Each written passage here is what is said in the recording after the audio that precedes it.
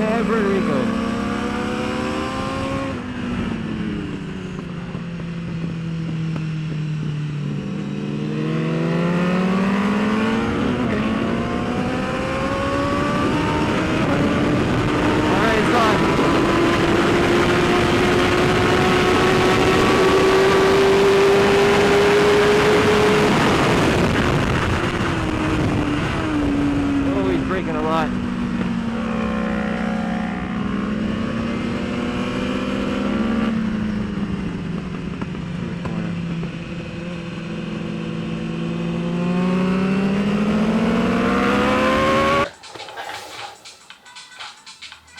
Well, it's a new day.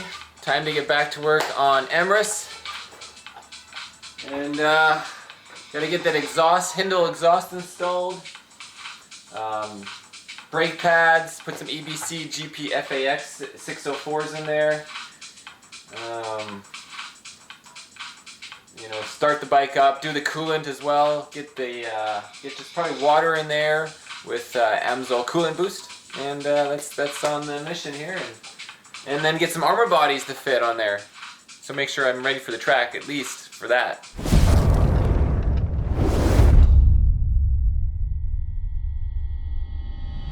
Alright, we got Emrys up high in the air, thanks to my bench, thanks to Shane for the bench. And we have the number 1 and 2 headers here. So I have the springs dangling from the top, so we don't have to try to hook them in after. And first step is just to make sure your gaskets are still in place. They haven't fallen out of mine. They stay pretty good unless you pull them out. Ow, my elbow. There we go. Whew, okay. And then of course we grab our nuts that you didn't lose, right? You didn't lose these, right? So I got my anti-seize again. I don't really think it's necessary for this stuff, but you know, it's kind of like icing a wound. It doesn't hurt. All it could do is improve. So it might burn off, it might not, I don't know. It's copper based, so it should stay. Put the nuts on loose, of course. We're not going to tighten them up until we get the full system rocking out. Okay, let me get my 12-point tool. If you remember, it was the 10, right?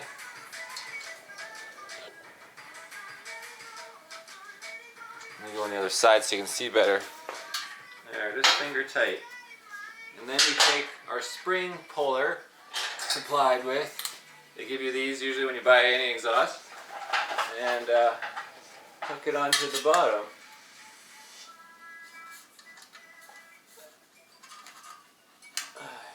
It's hard to get them out, so I like to just rotate it around. And then it'll unhook. Don't try to like force it out, it doesn't really work. Alright, so I'm going to use a little metal protector just to make the slip a little easier. This Amsoil metal protector, I use it on everything. And then it'll burn off as soon as I start it up. Suck them in good. That's why we use the lubricant, so you don't have to battle with it as much. Just going to connect this side, which you can't see, with the hook. And there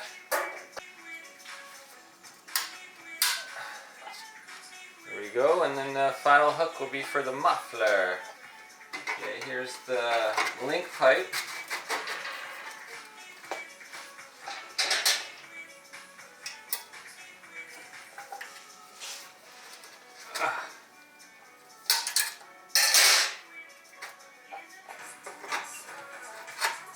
Some Pro bolts.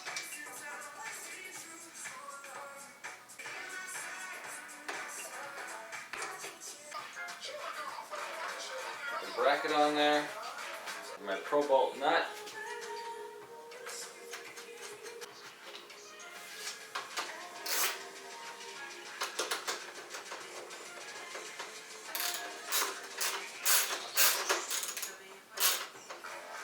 I want to show you guys this neat tool as well from Seattle Tool.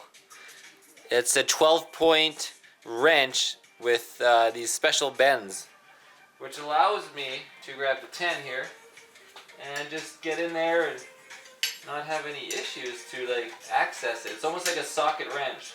It's great when you have so many options of tools, like which one am I going to use for this job? Not like, oh, I don't have one, or like, I have to use this one. You don't need too much pressure on these, but you just want to have enough so they don't fall out. Alright. Of course, nice little holder for everything. What else do I need now? Got my ratchet and my 21. Okay, so I got my radiator, and I want to remove this plastic piece because you can't use a front lift stand. I don't know if you can see, you can't use a front lift stand to get into it with this plastic in the way. So I'm going to cut it right off, and then we can put a Radguard Australia on here. Wrap, wrap, wrap. And I'm going to try to snip this off without damaging anything around it. It's just kind of cracking. Otherwise, I used the Dremel in years previous. You see it's just kind of breaking it off. Yeah, it's working not too badly. Probably easier than the Dremel. The Dremel just makes a big mess, takes a lot of time. Made fast work of that. You can see it's removed. Okay, so we got our Radguard Australia. Check it out.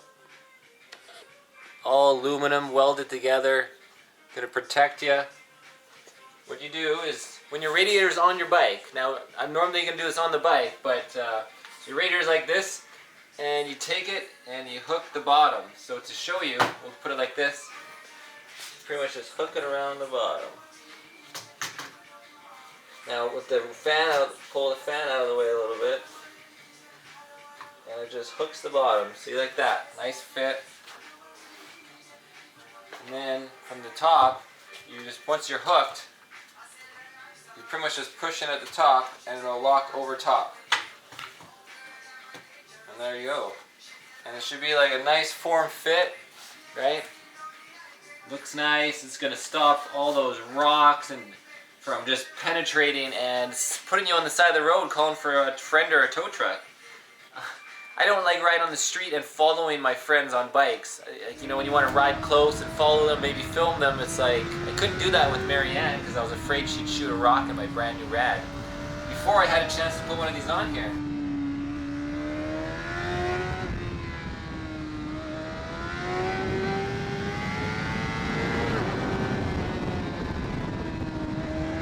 There's MB.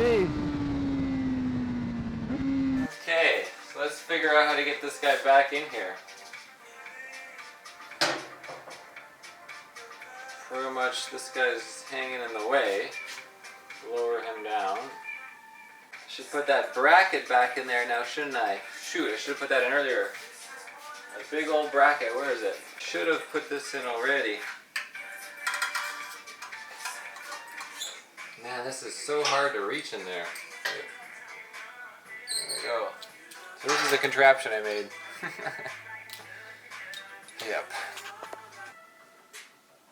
There we go. Of course, gotta put your tools away as you go. Don't be a poor tool putter awayer. See, there's the saddle tool sheet metal cutters. And now time for the radiator. It has those two plates. One. Two. The radiator guard uses the same mounting holes at the top. All you gotta do is adjust them out a little bit. You can loosen them up, and then we'll put in the cotter pin and slides. Alright, you see this, you put the kind of the lock pin in there. If it doesn't fit, you just loosen it up to get to show some thread.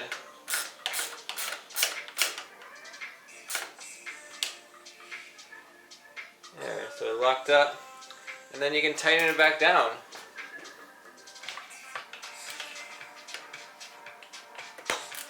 There you go.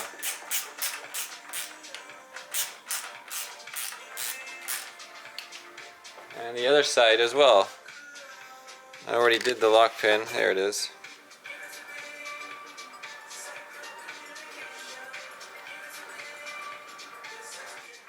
On there, nice. Good stuff.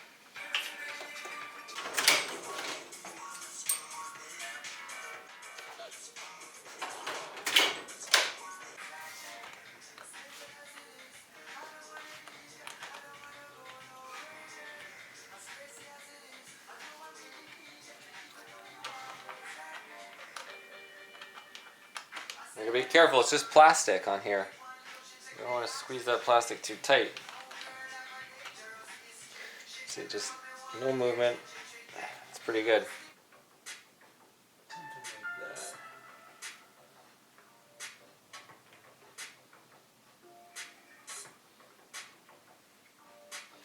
And this one, I think we can go at the top. I like to go kind of in the middle.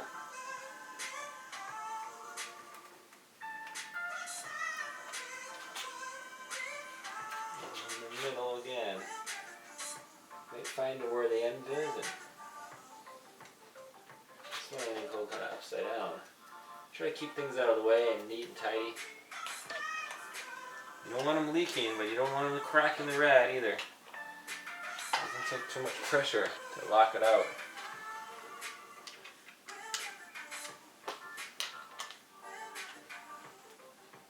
There we go. That should hold the burst pressure pretty good. Comes a nice little bag. Radguard Australia.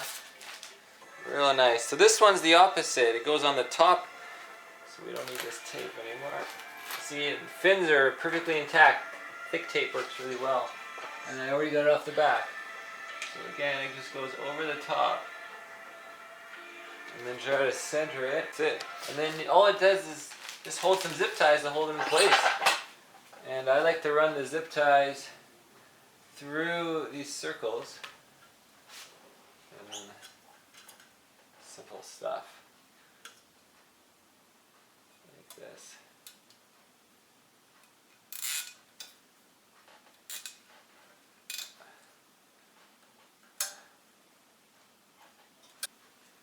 I don't know why I said that, but easy peasy.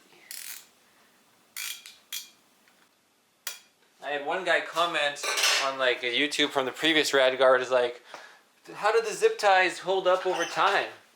And I've never had a Radguard come off or an oil cooler come off. The zip ties didn't break from the heat. It doesn't take too much. Oh, it's beautiful. It looks really nice.